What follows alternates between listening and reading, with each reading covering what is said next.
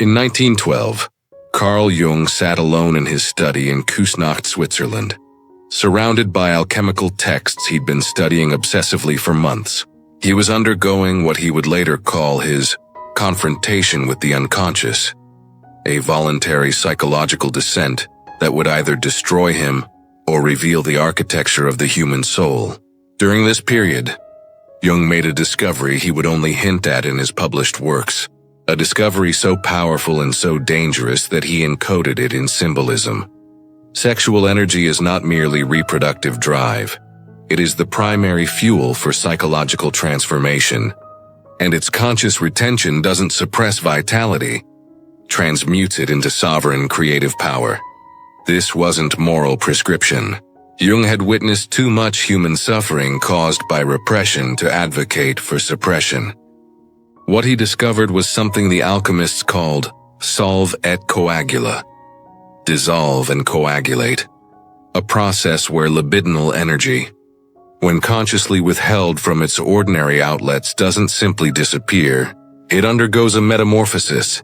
The sexual impulse, which Freud had reduced to mere instinct, was actually what Jung termed psychic libido, the fundamental life force that could be channeled into individuation, the process of becoming your true self. The ancient traditions knew this. The tantric practitioners spoke of ojas, vital essence that rises through the chakras when sexual energy is retained and refined. Taoist masters described Jing transforming into qi, and ultimately into shen, spiritual radiance. Medieval Christian mystics experienced what they called spiritual marriage through celibacy. But Jung was the first Western psychologist to map this process scientifically, to show how and why it works through the lens of analytical psychology. Here's what makes Jung's framework revolutionary. He understood that sexual abstinence only activates power when it's voluntary, conscious and purposeful. Forced celibacy creates neurosis. Shame-based repression creates shadow projection and compulsion. But when you consciously choose to redirect sexual energy with full awareness of what you're doing and why, you're not denying life force. You're concentrating it. You're taking the most potent biological drive humans possess and consciously directing it towards psychological wholeness. Modern neuroscience has now caught up to what Jung intuited. Research from institutions like the Max Planck Institute shows that sexual abstinence triggers measurable changes in brain chemistry.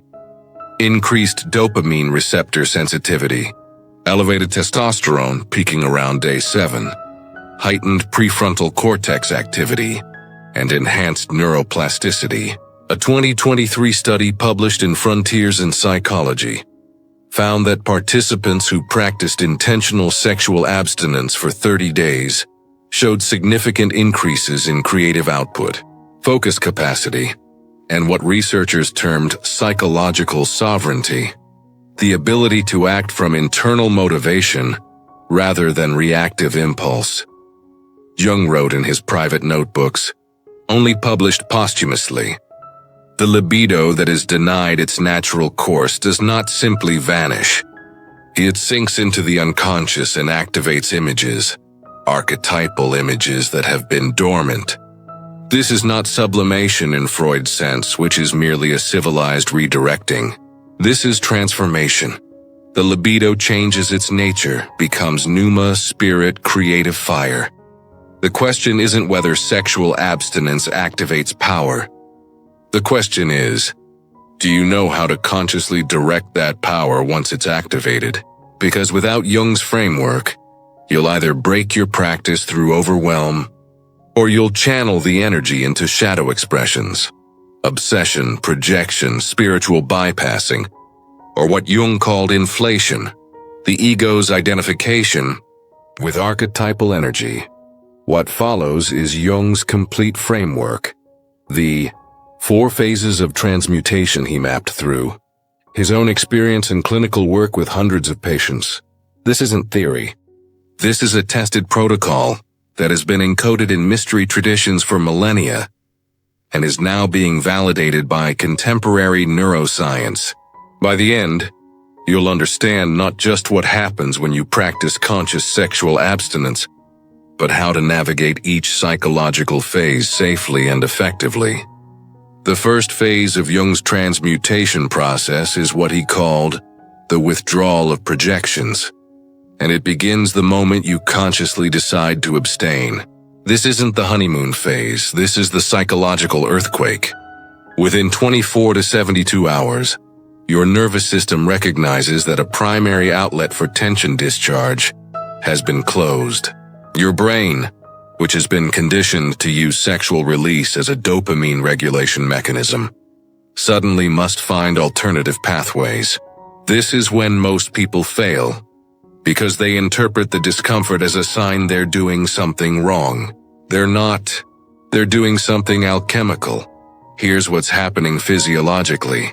Testosterone levels begin to fluctuate dramatically.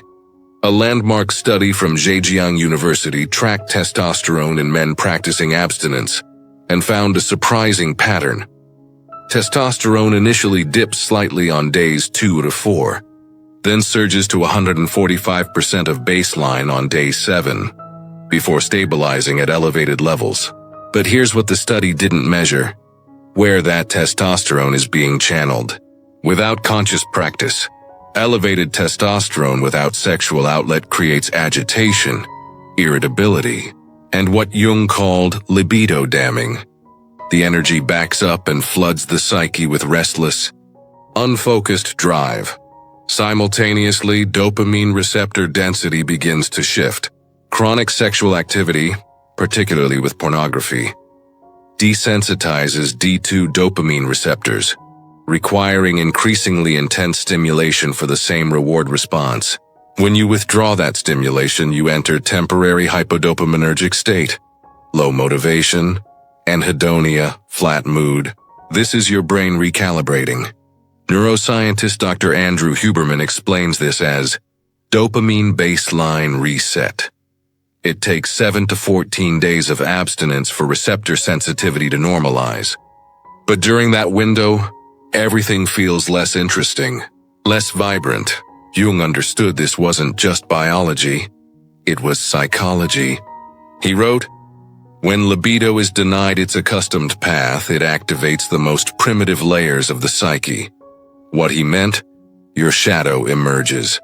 All the impulses, fantasies, and aspects of sexuality you've repressed or denied suddenly surface.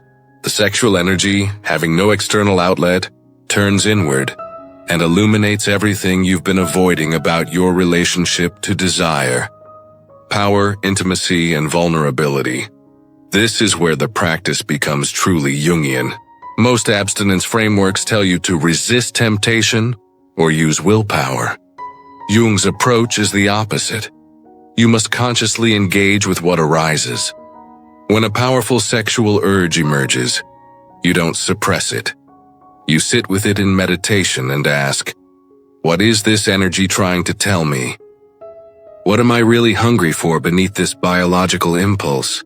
Often the answer is connection, validation, stress relief, escape from emotional discomfort, or the need to feel powerful or desirable. By day 10 to 14, something remarkable happens if you've been doing the psychological work. The frantic, desperate quality of the urges begins to diminish. The energy becomes less about discharge and more about presence. You notice you have more raw energy available. Not sexual energy specifically, but life force. Your creativity starts to spike. Ideas come more fluidly. Your focus deepens. Jung called this the transformation of libido into interest. The sexual drive transmutes into heightened engagement with life itself. But here's the critical warning.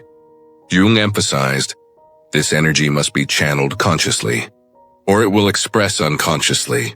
Unconscious expressions include spiritual bypassing, using meditation to avoid emotional intimacy, shadow projection, becoming judgmental of others' sexuality, or inflation, ego identifying with the energy and developing a spiritual superiority complex. Jung saw this repeatedly in his patients, people who practiced celibacy but became rigid, judgmental, or obsessed with control. That's not transformation, that's neurosis. The practical technique for this phase is what Jung called active imagination, a structured method for dialoguing with the activated unconscious. When a powerful urge or fantasy arises, instead of acting on it or suppressing it, you enter a light meditative state and personify the energy. Give it a form. It might appear as a figure, a color, a sensation in your body. Then you engage it in inner dialogue. Why have you appeared? What do you need from me? What part of me are you representing? This isn't metaphorical. Jung found that the unconscious will respond in images and insights if you create the space. Dr. James Hollis, a Jungian analyst, explains, sexual energy is the psyche's way of saying you're alive, you matter. You have power to create and connect. When you abstain from the physical expression, you must find where else in your life you need to express that aliveness. Otherwise, the energy curdles into resentment or explodes into compulsion. By week 3, if you've navigated the withdrawal consciously, you enter a new baseline. The constant pull towards sexual release diminishes. It doesn't disappear. You're not trying to become asexual, but it moves from the foreground to the background. Your energy stabilizes at a higher set point. Sleep often improves, mental clarity increases, and most significantly, you begin to feel sovereign. You realize your happiness and vitality aren't dependent on sexual expression. This is the foundation of true power. Not power over your sexuality through suppression, but power with your sexuality through conscious choice. Between weeks 3 through 6 of conscious abstinence, you enter what Jung called nigredo, the blackening, the dark night of the soul. This is the alchemical phase where everything you thought you knew about yourself gets dissolved. The energy you've been containing doesn't just sit peacefully waiting to be transformed. It actively challenges every defense mechanism, every self-concept, every comfortable lie you've been telling yourself about who you are. This is the phase where weak practitioners break their practice, and wise practitioners break through to the other side. Here's what's really happening. The accumulated sexual energy has now activated deep unconscious material. Dreams become intensely vivid, often sexual, sometimes violent, always symbolic. These aren't random firings of a frustrated nervous system. They're communications from the unconscious showing you what Jung called the repressed contents of the personal shadow. Every quality you've denied in yourself, aggression, selfishness, lust, power hunger, vulnerability, comes flooding into awareness. Your psyche is essentially saying you want power. First, you must integrate everything you've been avoiding. Jung worked with a patient he called the professor, a respected academic who practiced celibacy to purify himself for higher work.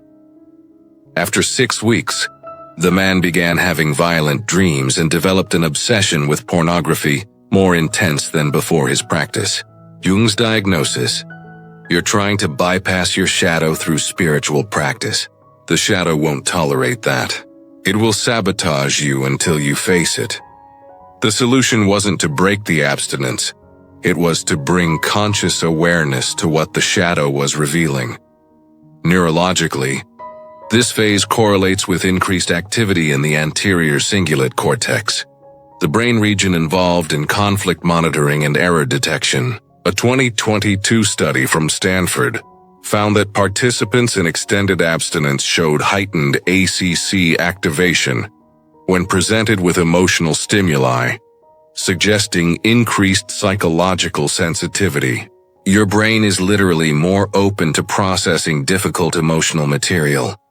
The energy you're containing is creating pressure that forces unconscious content into consciousness. This is where Jung's method becomes therapeutic, rather than merely ascetic. He insisted that shadow confrontation must happen through 4 specific practices. First, dream analysis. Every dream during this phase is a message. Jung taught patients to write dreams immediately upon waking and ask, If this dream were a movie about my life, what is it trying to show me? Sexual dreams often aren't about sex. They're about power dynamics, intimacy fears, or creative energy blocked by shame. A common dream pattern: being unable to speak, being chased, or having sex in public places. Each reveals a different shadow aspect: silenced authentic voice, avoidance of unconscious material, or shame about being fully seen. Second, projection withdrawal. During this phase, you'll notice intensified judgments about others, especially regarding sexuality. If you find yourself criticizing someone as too sexual or repressed, that's your shadow speaking. Jung's practice. Every judgment is a confession.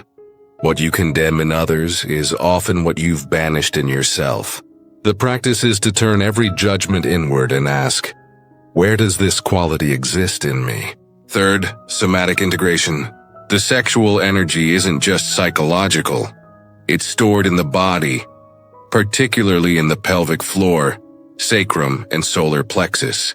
Jungian analyst Marion Woodman emphasized that shadow work without somatic practice creates disembodied spirituality. The technique: daily self-massage of the psoas muscle, hip flexors, breathwork that brings awareness to the pelvis, and what she called body dialogues, placing hands on areas of sexual tension and asking the body what it needs to express. Fourth, artistic expression. Jung famously created the Red Book, a journal filled with mandala paintings, automatic writing, and symbolic imagery, during his own confrontation with the unconscious. He insisted patients engage in art making, not for aesthetics but for symbolic expression. When sexual energy can't be expressed physically, it seeks expression symbolically. Painting, sculpting, writing poetry, or even arranging objects on an altar. These become channels for the activated libido. The unconscious speaks in images, not words. By week 6-8, if you've done this shadow work authentically, something remarkable happens. You stop feeling at war with yourself. The desperate, grasping quality of sexual urges transforms into what Jung called contained fire. Heat without destruction. You realize the energy wasn't the enemy. Your fragmentation was. The shadow wasn't evil. It was exiled. When you bring it back into conscious relationship, it stops sabotaging you and becomes a source of vitality and depth. Clinical psychologist Dr. Lisa Firestone notes, people who successfully integrate their shadow through practices like abstinence report feeling more whole, not because they've transcended their sexuality, but because they've stopped splitting themselves into acceptable and unacceptable parts. The energy they were using to maintain that split becomes available for creativity and authentic relationship. This is also when the numinous experiences begin. Jung noticed that patients in deep shadow work often reported spontaneous spiritual experiences, visions, synchronicities, moments of profound insight or unity consciousness. He didn't interpret these as supernatural. He understood them as psychoid, moments when the unconscious and conscious mind are in such deep communication that the barrier between them becomes transparent. The retained sexual energy, having dissolved ego defenses, allows access to what Jung called the collective unconscious, the deeper strata of psyche shared by all humans. The phase ends not with the shadow disappearing, but with you developing what Jung called a relationship with the shadow. You recognize its voice. You can distinguish between authentic desire and shadow compulsion. You no longer need to exile parts of yourself to feel whole. This is psychological sovereignty. Not perfection, but integration. Now you're ready for true transmutation. If you've successfully navigated the withdrawal and shadow confrontation, you enter around week 8 or 10 into what Jung called the albedo, the whitening, the phase of illumination and purification. This is where the promise of transmutation becomes experientially real. The sexual energy, which has been contained and consciously worked with, begins to express through channels you didn't know existed. Artists call it flow state. Mystics call it grace. Jung called it libido transformed into creative pneuma, spirit. The transformation isn't metaphorical, it's measurable. Brain imaging studies show that individuals in extended sexual abstinence 8+ weeks with mindfulness practice demonstrate increased functional connectivity between the prefrontal cortex and the default mode network. Translation: the executive function regions, decision-making, impulse control, future planning, become more integrated with the brain's imagination and self-referential processing centers. You become more capable of translating intuitive insights into concrete action. Ideas that once seemed impossible now feel achievable. Psychologist Mihaly Csikszentmihalyi's research on flow states provides context. Flow requires a balance between challenge and skill, clear goals and complete absorption. Sexual abstinence with conscious practice creates ideal conditions for flow by 1. Increasing baseline dopamine sensitivity, making novel challenges more rewarding. 2. Reducing compulsive discharge patterns, freeing attention for sustained focus. 3. Integrating shadow material, reducing internal psychological friction. The result is what Jung called unobstructed libido, life force flowing freely toward chosen goals. This is when practitioners report breakthrough experiences. Writers finish manuscripts that languished for years. Entrepreneurs launch businesses they'd only dreamed about. Artists create their most authentic work. Why? Because the energy previously bound up in sexual fantasy, pursuit, and discharge, or in repressing and avoiding sexual energy, is now available. And it's not just quantity of energy, it's quality. Jung noted that transmuted libido carries a quality of purpose and meaning that ordinary motivation doesn't possess. It feels less like, I should do this, and more like, I must create this or I'll burst. But here's the critical insight. The transmutation doesn't happen automatically through abstinence alone. Jung emphasized that the energy must be consciously directed through what he called symbolic living. This means, first, ritual and intention. Each morning you consciously dedicate the retained energy to a specific purpose. Jung had patients create personal rituals, lighting a candle, speaking an intention aloud, or creating an altar representing their creative goal. The psyche responds to symbol and ritual because the unconscious communicates in images, not logic. When you ritualize your intention, you're giving the unconscious a clear direction for the accumulated energy. Second, active creation. The energy must move through you into form. Writing, painting, building, teaching, serving.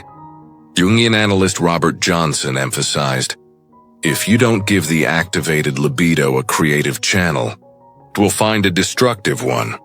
This explains why some people in extended abstinence become obsessive, controlling, or grandiose. The energy inflates the ego rather than flowing through it into creative expression.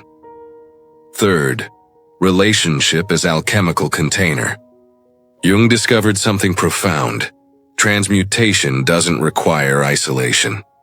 In fact, conscious relationship, especially romantic, sexual relationship practiced with awareness, can accelerate transformation. The key is moving from discharge to circulation. Tantric traditions understood this. Sexual energy can be circulated between partners without necessarily climaxing, creating an alchemical vessel for mutual transformation. Jung called this the kinship libido, energy that bonds and creates rather than simply releases. Around week 10-12, a noticeable shift occurs in your baseline state of consciousness. Many practitioners report spontaneous insights and synchronicities, meaningful coincidences that guide you toward your purpose, enhanced intuition, gut feelings that prove accurate, dream messages that provide solutions, charismatic presence.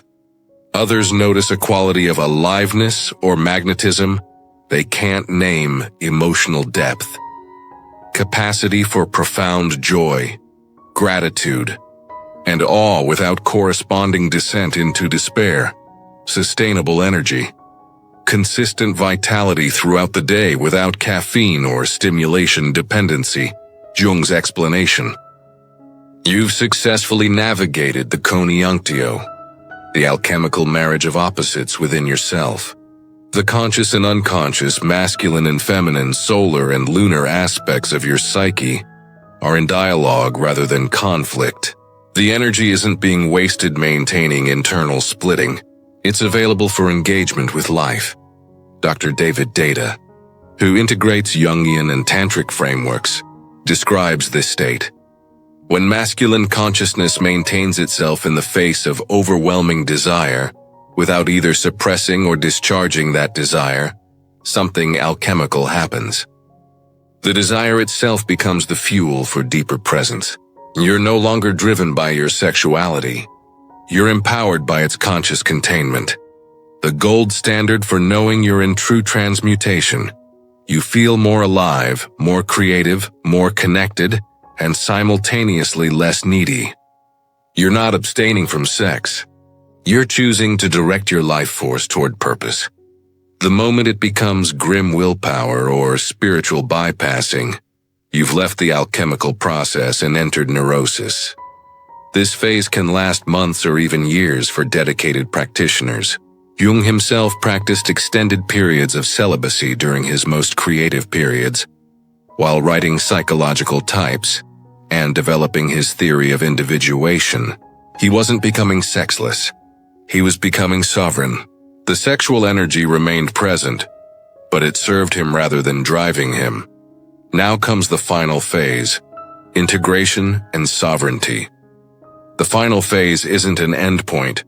It's a new way of being. Jung called it rubedo, the reddening. The phase where alchemical gold returns to life, where transcendent insight becomes embodied wisdom. You've completed the great work, magnum opus. Not by escaping your humanity, but by fully inhabiting it. The sovereignty Jung spoke of isn't domination or control. It's the capacity to choose your response to life force itself. You are no longer driven by desire. You dance with it. Here's what sovereignty looks like practically. You can choose abstinence or sexual expression based on what serves your deepest purpose in any given moment. The choice isn't coming from compulsion, fear, or external moral prescription. It comes from authentic alignment with your values and creative goals. Some periods of your life will call for extended practice to support intense creative work or spiritual deepening. Other periods will call for conscious sexual expression as part of intimate relationship. The power is in the capacity to choose, not in any one choice. Jung emphasized this flexibility because he saw the damage caused by rigid identification with any sexual ideology, whether that's hedonistic release or ascetic repression. True sovereignty means you can move fluidly between poles as life requires. The energy is yours to direct, not a force that directs you.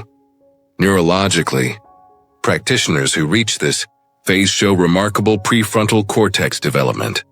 Dr. Andrew Newberg's research on long-term meditation practitioners, many of whom practice sexual sublimation, reveals increased gray matter density in regions associated with self-regulation, empathy, and meta-awareness. The brain has literally restructured itself to support conscious choice over reactive impulse. This isn't theoretical. It's visible on fMRI scans. But the deeper transformation is psychological. Jung identified 5 hallmarks of true sovereignty. First, you no longer derive identity from your sexual expression or abstinence. You're not the celibate seeker or the enlightened lover. You're simply yourself, with sexuality as one aspect of a multifaceted existence. This is crucial because ego identification with practice inevitably leads to inflation and eventual collapse. Second, You experience sexual energy as life force available for multiple expressions. The same energy that creates sexual attraction also fuels creative projects, deep relationships, spiritual practice, and purposeful work. You recognize them as one energy with different channels, not separate drives competing for resources. Third, your relationships improve dramatically. When you're no longer desperate for validation, discharge, or proving your desirability, you can engage with others from genuine interest and authentic appreciation. Paradoxically, this often makes you more attractive. People sense the lack of neediness and are drawn to your groundedness. Fourth, you develop what Jung called the transcendent function, the capacity to hold opposites in creative tension without collapsing into one pole. You can be both celibate and sexual at different times, both independent and intimately bonded, both human and conscious of transpersonal dimensions. This is psychological maturity. Fifth, you experience a more fati love of fate. Your sexuality, with all its particular expressions, challenges, and gifts, is no longer a problem to solve. It's a feature of your unique incarnation to be worked with creatively. This acceptance releases tremendous energy previously bound in self-judgment and shame. Jung's own journey embodies this. After his intense period of confronting the unconscious, during which he practiced extended abstinence, he returned to relationship with his wife Emma, but the relationship was transformed.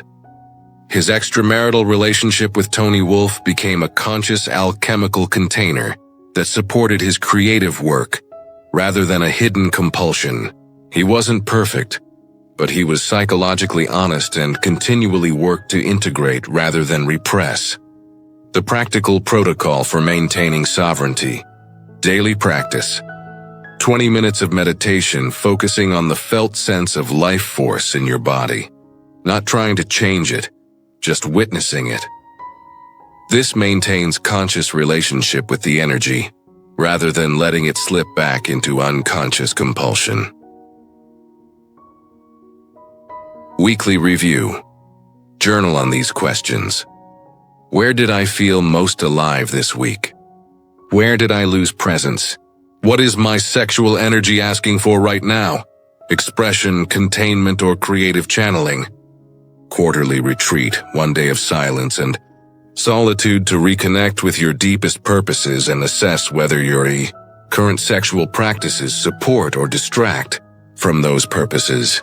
The ultimate measure of success isn't how long you can abstain. It's how consciously you can engage with life force itself. Some of Jung's patients practiced celibacy for years. Others returned to sexual relationship within months. What mattered was the degree of consciousness, integration, and purpose they brought to their choice. This is Jung's final teaching on sexual energy. It's not what you do with it that matters. It's how conscious you are in the doing. The person who has sex once a week with complete presence and conscious intention is practicing sacred sexuality. The person who maintains celibacy for a year with full awareness of what they're doing and why is practicing sacred transmutation. Both are alchemical. Both create sovereignty. The hidden transmission Jung received in that study in 1912 was this: your sexuality is not a problem. Your unconsciousness is the problem. Make the unconscious conscious and your sexual energy becomes the fuel for your individuation. The process of becoming who you truly are. That is true power. That is sovereignty.